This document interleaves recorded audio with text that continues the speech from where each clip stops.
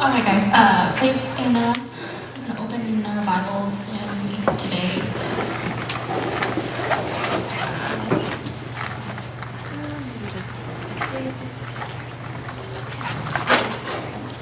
You shall not make for yourself an idol or any likeness of what is in heaven above, or on the earth beneath, or in water under the earth.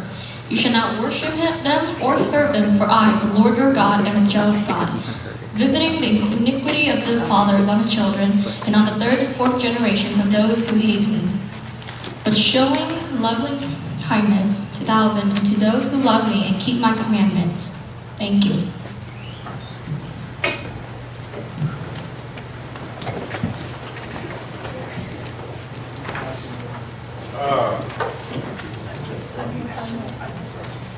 I think we just used up all of our energy during the Cheeky Cheeky song. Hopefully we have some energy to go through the rest of the day. So last week we talked about the first commandment. We're going through our 10 Commandments series this summer. And the first commandment, you shall not have any other God besides God.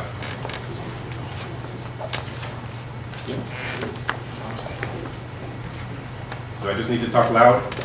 Is your wireless on? Yeah, it is. We can hear you. Can you hear me? Okay. No need for technology. It's all good. They teach us how to project our voices in seminary. So last week we talked about the first commandment. You shall have no other God besides God. Talking about you shall have no other higher priority or even equal priority to God than God. This week we're talking about the second commandment, which sounds like the first commandment, but there's some different nuances of it. This week is you shall not make an idol or an image. Again, it sounds similar to the first commandment of you shall have no other gods, but I'm going to kind of explain the differences between the two. The second commandment has three implications that I'm going to talk about today. Okay, and I know like a lot of you guys who went to Camp Fusion, y'all like sat through sermon after sermon after sermon already. So it's like at the end of the week, you sit through another sermon. It's like, oh man, you know. But power through it. I think it'll be a good blessing. Okay. So last week, okay, Okay, so implication number one is you shall not reduce God to suit your own image of who you think God should be. Okay? A lot of people do this actually. You know, we have an image or an ideal of what we want God to be like. And we project that onto God. We say, God, this is who I want you to be like. Okay? I was talking to a friend of mine and she was saying, you know, I don't get it. Like, in the New Testament, God is all loving, God is all forgiving, God offers salvation, you know, God sounds like such a nice God. But in the Old Testament, God is jealous, God is angry, God is, you know, condoning killing people. Like, what is going on? Like, why is there two different gods? And then I had a friend say, you know, I really don't like the Old Testament God. I like the New Testament God. So that's my God. That's who I worship. Okay? So what this person is doing is they are projecting their image of what they want God to be like onto God. Okay? I was watching this video of this Professor Richard Dawkins. You probably don't know who he is. He's an atheist from England, and he's a scientist. And he was talking about how God in the Bible seems like, you know, like who would worship this God? Why would you worship this God? He's angry. He doesn't love people. He's not caring of people. He's, you know, jealous. He's not very forgiving. Why would you worship this God? Is his question. If God is truly like this. God says, you shall not make an idol. In other words, you shall not reduce God. When we make an idol, what we're doing is we're saying, okay, this statue here is going to represent God. and I'm going to worship this statue. In essence, you took all of God and you boiled him down, you put him down into a statue, and you say, this is now my God. You've reduced God. You've reduced him to an image. Not only that, but you've reduced him to an image of something that he created. So imagine that. You're the creator. Let's say, for example, here's God. He created the world. He created everything, animals and fish and birds and stuff like that. And human beings come along and make a statue of something, a bird or something of that nature, and worship that as if that was God. What this implication, number one, is do not reduce God. Do not reduce God to an image of what you think God should be like. The Bible presents God in many challenging ways. Is God angry? Yes, God is angry. God is angry at sinners. Is God jealous? Yes, God is jealous. I'll talk about that in a little bit. Does God command the Israelites to go to war and destroy the Canaanites? Yes, he does. These are challenging things for us today. But we have to take God in his totality, not just pick and choose the nice God that we want. And we have to dig into the story of why is God acting like that. I mean, think about the story of Noah. Here, God destroys almost the entire world, all of humanity except for one family, all the animals except for a handful to jumpstart, the world again. And we worship this God. That's the God we worship. But you have to dig into the story. On the surface, it sounds like a horrible God. Like, why would you worship a God that destroys everything? But you have to dig into the story more. And you have to understand God deeply. That's the challenge. That's the challenge that the Bible presents. The Bible doesn't present this nice, clean, scrubbed down image of God. That would be too easy. If God was just this nice, almost like genie figure who every time you needed him, you rub the lantern and the genie pops out and then he does whatever you want him to do. That would be a great God. That would be an awesome God. If you think about it, if the writers of the Bible wanted people to believe in God, that's how they should have presented God. If God wanted people to believe in him, that's how he should have presented himself, right? I mean, God is like, a PR nightmare to present to some people, right? It's like, in terms of public relations, why would anybody worship this God? And it's challenging. Even for us as Christians, it's challenging. But God says, do not reduce me down to something that I'm not. You either accept God as a whole, the totality of God, or you can't accept God at all. You can't believe in God at all, is what God is saying. You have to take him as he is.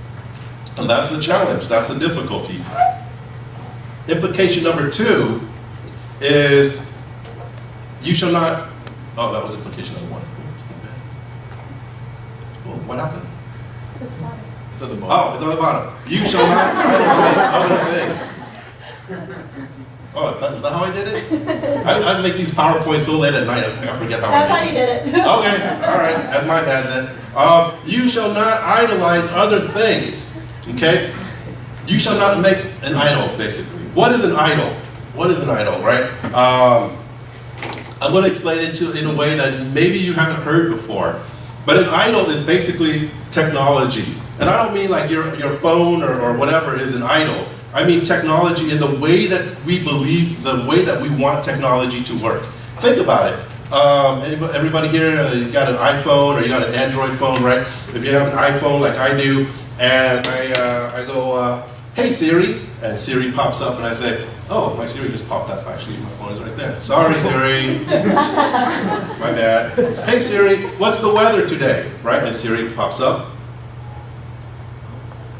Thank you, Siri. Right? That's the way Siri works.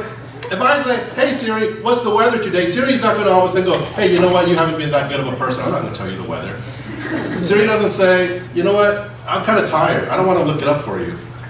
Siri doesn't say, well, why don't you just turn on the Weather Channel and find out for yourself, right? Siri is a technology. A technology works, we do a certain thing and we get a certain result. That's a technology. For those of you who drive, you get into your car, you turn the key, and you expect the engine to turn on, right? Or you guys have newer cars, you just put a push button thing, fancy. For me, I'm old school, I turn the key, and I expect the engine to turn on. That's a technology. You do this, you get that. That's a technology. And when you worship idols, what you're saying, what you're doing is a technology. I worship this to get that. I worship this idol because I want that result. Okay? And nowadays, I'm sure, most of you don't have idols sitting at home, you don't have like little statues or something like that. But we have our own idols that we do, right? Take, for example, success. I want to be successful because that will lead to happiness. So I'm going to work on success because I want to be happy. I do this in order to get that. Just like I turn the key in order for the engine to turn on. I want to be rich because that'll lead to contentment. That's a technology that we have ingrained in our mind, in our culture. I want to have a boyfriend or a girlfriend because then I won't be lonely. And we have these beliefs in our heads, right? But if you think about it, success isn't always going to bring about happiness. Plenty of people who are successful are also depressed. Plenty of people who are successful are also, sad and not happy. Plenty of people who are rich aren't content. Nobody's ever content, right? I read the story about this billionaire actually. He was like, yeah, it was really hard to make my first $1 million, but once I made my first $1 million, that was my goal in life. You would think that I would stop there, but no. I looked around and I got into this upper echelon, and all of a sudden everybody else ahead of me was making $5 million. So I started making $5 million, made $5 million. And then after that wasn't enough. I wasn't content. I had to make $10 million. And then 20 million, and then $1 billion, and even that wasn't enough. Just because you're rich doesn't mean you will be content, but that's the technology that we believe in. If I do this, if I worship this, then I will get that. If I worship riches, and I strive for that, and I get that, then I will become content. If I have a boyfriend or a girlfriend, then I won't be lonely. Not necessarily. Just having a boyfriend or a girlfriend, a wife or a husband isn't going to make your life amazing overnight. Relationships are challenging. You get into arguments, you get into fights. You don't agree with each other. But that's the way we think. If this, then that. And that's a technology. And God says, that's not the way it works with me. God says that's not the way it works with me. You can tithe, you can pray, you can do all this stuff, but if you expect that I'm going to do this to get that, that's not how it works with God. God is not a technology. God is not a technology where you can just turn the key and He will do what you want. Like your car, or your phone, or your Siri. We turn things into idols in hopes that they will produce good things for us. We turn things into idols with the hope that they will do good things for us. Some people idolize marriage, for example. If I get married, then good things are going to happen to me. Great things are going to happen to me. Now, don't get me wrong. Marriage is great. I love marriage. But the thing is you cannot expect your marriage or your relationship with your boyfriend or girlfriend to produce for you that good thing. Because if you do, you would crush the person who you're with. Because you are basically saying, you, wife, or you, girlfriend, are now responsible for my happiness. You see what I just did there? I turned my wife into a technology. You, because I am in a relationship with you, because I love you, now you produce for me. That's how an idol works. I worship you, now you produce for me. And if we turn our marriages, if we turn our boyfriend or girlfriend into a technology, if we idolize that person, if we worship that person or worship that relationship, and we say, this is what's going to produce for us, then we're going to crush that person because they cannot handle that. Think about my kids. I have 2 kids, as most of you all know. What if I said, to Xander, my oldest one, I said, you are now responsible for my happiness, for my enjoyment. Your success is going to bring honor to me, and that's why I had you. So don't let me down. That would crush him. What if he becomes a disappointment to me? That don't crush him. You see, that's what happens when we turn things into a technology. And God even brings about like this, there's like a whole absurdity to it. There's like, he looks at it, he looks at our whole human endeavor about how we do this, how we turn things into idols all the time, and he says, this is just this insanity to it, that you would do this. He, in Isaiah chapter 44, verse 14 to 17, I'm not going to read the whole thing, but if you have time, go home and read it, it's hilarious. The Bible is actually pretty funny, all right? We don't read it as humor, but it is actually really funny. Okay, so in Isaiah chapter 44, God is talking, and he says, look at what you all do, all right? This is from God's perspective. He says, look at what you all do. You plant the tree, you nurture the tree, you make sure that it rains and it gets water and stuff, you fertilize it and everything. The tree grows up, it grows big, you're happy with it. You chop it down, and then what do? Part of the tree you use to warm yourself. You make a fire, you warm yourself, you bake bread, and you cook your food on it. That's what you do with part of the tree. And the other part of the tree, you carve into an image and you bow down to it. Right? It's like this tree that it's like you're misusing things. You idolize this tree. You turn this tree into God. At first it was okay, you planted it, that's what we do, we nurture it, that's what we do, and then you chop it down and you use it for heat, you burn it, that's what we do, and then you make it for, you use it to cook your food, that's what we do, that's technology, and then all of a sudden now you worship it. How absurd is that, God says? How crazy is that, God says? And yet you do that all the time, and you do that to everything. Everything that is good, you turn into an idol, God says. Whether it's a friendship, a relationship, a family, a job, success, your education, everything that is good, that has a good intention, like the tree, it has, it's supposed to have a good intention, but then you turn it into an idol, and then you worship it. And from God's perspective, it's like, well, what's going on here? It's crazy. God is not a technology. We don't worship or serve God to get stuff from him. We worship and serve God because he took the initiative to come to us, to save us out of the mess that we're in. God took the initiative to come down in the person of Jesus Christ to show us his love, to save us. And that's why we worship him, that's why we serve him.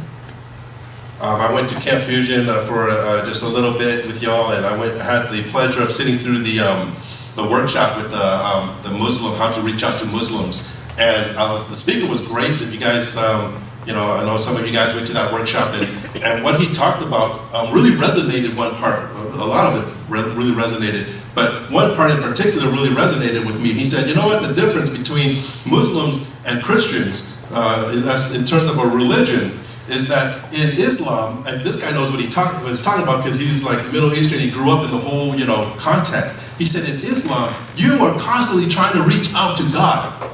You are constantly trying to reach out to God, and you have no idea if he's receiving you. You're constantly praying to him. You're constantly giving tithes. You're constantly, doing good works. You're constantly doing this and that in the hopes that God will love you and will judge you kindly. That's Islam. You are constantly reaching to God. But he said in Christianity, God has taken the initiative to come down to us in the person of Jesus Christ to save us. He took the initiative to show love to us, not the other way around. And for that is the reason why we worship him. That is the reason why we serve him. It's not so that we can get something out of him. We've already gotten something out of him. That's salvation. And that came free.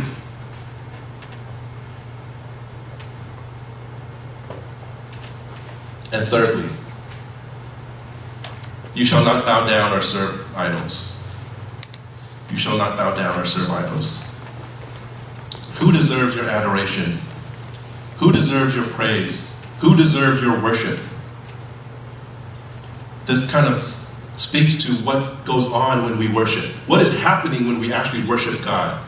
What is going on between us and God when we sing the songs, when we praise His name? What is actually, you know, not just theologically, but what is happening there? I used to work at a bookstore, and we had a coffee shop at my bookstore. It was called Borders Books, and I was the manager of the bookstore. I was also the manager of the coffee shop, and I loved working at the coffee shop. I spent almost all my time at the coffee shop, and I loved just kind of people watching. And the odd thing about my coffee shop was people always went there either as a first date or to break up. I don't know why, right? So you can obviously you can tell the ones who are there for their first date, right? They're talking, they're engaged with each other, they're staring into each other's eyes, that kind of thing, right? It's a first date or a second date or something, right? It's a nice time. They're giving each other their attention, right? That's what we do when we worship God. We just stare into His eyes. We give Him our full attention. Right now you are worshiping God, not by giving me your attention, I'm not God, by giving God your attention.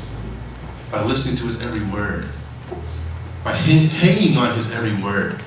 Right? I mean, you see people who are dating, or you see people who are in love, and they talk to each other, and they talk the most silliest things, and they say the stupidest things, and yet they listen to each other as if what the other person is saying is like, you know, magic coming out of their mouths.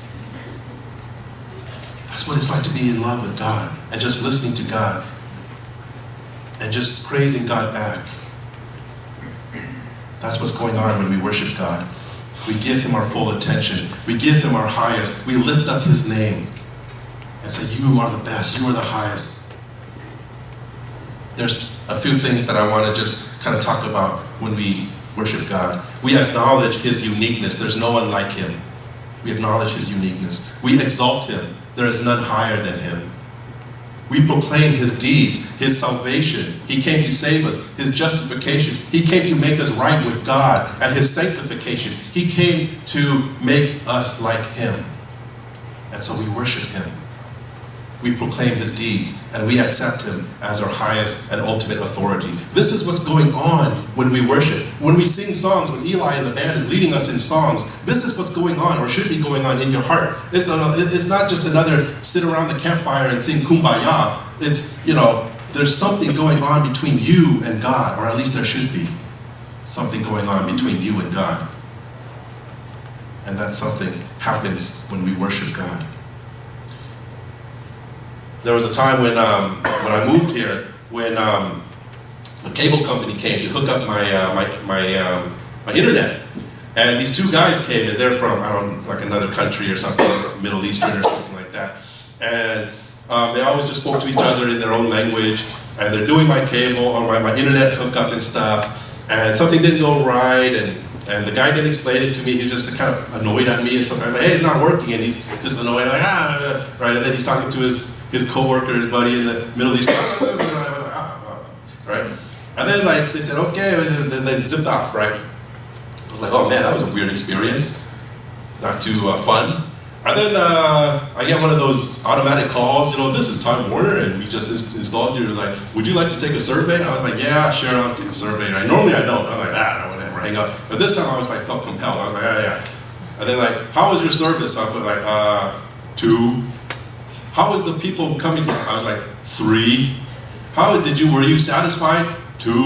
Right? I was like, okay, I said my piece, I'm done, right? And then I hung up, the survey's done. And then like a couple hours later, I get a call from a live person. I was like, hello? And it's like, yes, I'm from Time Warner. I was like, okay. It's like, you weren't too happy with my people. What happened? I was like, what? He was like, yeah, like those 2 guys, like I'm their supervisor and I want to know why you gave them a bad review. And so I explained to them, you know, they didn't talk to me, they talked to each other in their own language. That was really annoying. When I had problems, they didn't come help, but they were really annoyed, they frustrated me and stuff. So he said, okay, I get it. He's like, why'd you give him a 3? Like that's the highest score. I was like, a 3 is pretty good in my book. Like, you know, I never give anybody a 5 because like you got to be God to get a 5, right? 4 is like really up there, and you know, 3 is pretty good from, you know, my perspective, right? I never give 5s. I almost never, like those surveys, I never give 5s because like I said, you got to be God to get a 5 from me, right? You got to be like so freaking high up there to get a 5 review from me, right? I've never given anything. I told to the guy, I said to the guy, I said, I've never given anything a 5 in my whole life, except, you know, God, obviously. He's like, oh, wow, let me put it that way. Guess I'll take a 3. It's pretty good. I'm like, yeah, right? But God is a 5. God is a 5 in all aspects. Even when those challenging times, when I'm reading the Bible and God says, you know, go into the land of Canaan and kill those people and wipe them out and take over their land, I'm like, ooh, that's hard to digest. How's God a 5 in that situation? I'm going to dig into this some more. When we worship God, what we're saying is, God, you are a 5 to me in my life. Sometimes it doesn't feel like it, right? Sometimes we go through challenging times. Sometimes we get hurt by the people around us. Sometimes in school we get bullied. Sometimes at home our parents don't understand us. Sometimes those around us give us a hard time. And we wonder, where's God? Where's God? Where's my 5? And it's challenging sometimes to worship God, right? I know. But God says, do not bow down to idols. Do not make an idol. Do not serve the idols. Continue to worship God, even though it's hard. Continue to worship God, even though it's difficult. Even though the time of your life that you're going through might be really hard, and it might be really difficult to see God as that 5. But God still says, worship me.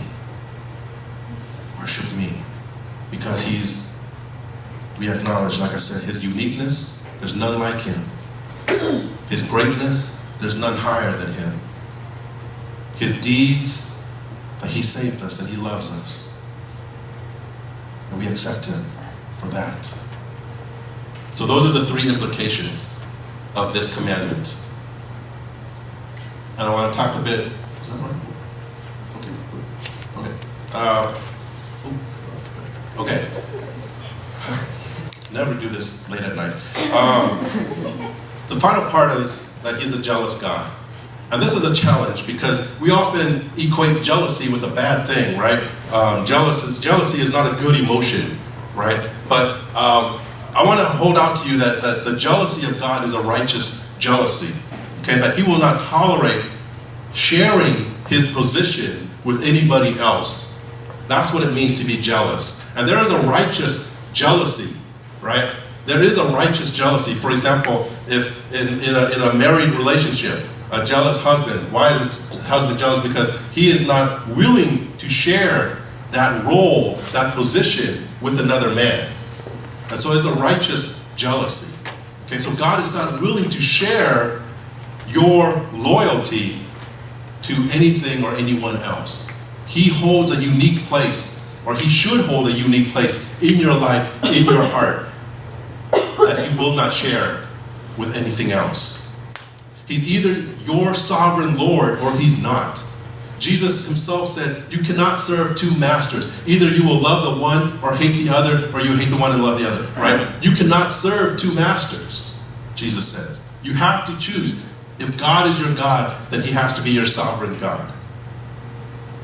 And disloyalty to God has its consequences. If I'm disloyal to God, the Bible says, I will get punished. But oftentimes it's not even punishment directly from God. It's punishment because of my disloyalty to God, because I've kind of screwed up my own life by not being loyal to God. But pay attention to what happens if you are loyal to God. God's loving kindness will be with thousands. God's loving kindness will be with you. So I want to just real quick get into the application. Application, love the Lord your God with all your heart, with all your soul, and all your strength. This is in Deuteronomy chapter 6, verse 5. Right? Love the Lord your God. Do not have any higher loves than God. And this is challenging because we have so many higher loves in our lives, right? Even the people in our lives, we love them so much. Our family members, our girlfriend, boyfriend, spouse, what have you. We love them. Yes, you are supposed to love them, but you cannot have a higher love than God himself. Worship him. Worship him and him alone. There's no one like God. There's none higher than God. He took the initiative to come to us, to show us his grace, his mercy, and to give us his salvation. He took that initiative. You don't have to keep constantly reaching out to God in hopes that God will love you. God has already shown you his love. He claims authority over your life. He claims authority over your life and my life. I think we need to understand what it means to love, to worship God. Again, when we're here at church and we're worshiping God and the praise band is leading us in worship and we're listening to a sermon or whatnot, it's all an act of worship. And a big part of it is laying down your idols. Laying down your idols. What are your idols today? What are some things in your life today that you value so much? Sometimes even more than your relationship with God. We have these things in our lives all the time that we value so much that we say, I cannot live without this thing. I cannot live without this or that. Think about those things and lay them down. God says, lay down your idols. God is the only God worthy of your worship. God is the only God. Okay. Do we have a praise center? Okay. I would invite the praise band to lead us in worship. I know many of you guys at Camp Fusion have been worshiping all week, and that's an awesome thing.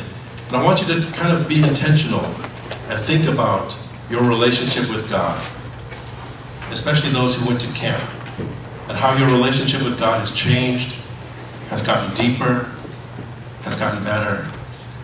And just, if there's any idols in your life, to lay those down and to worship God as the true God.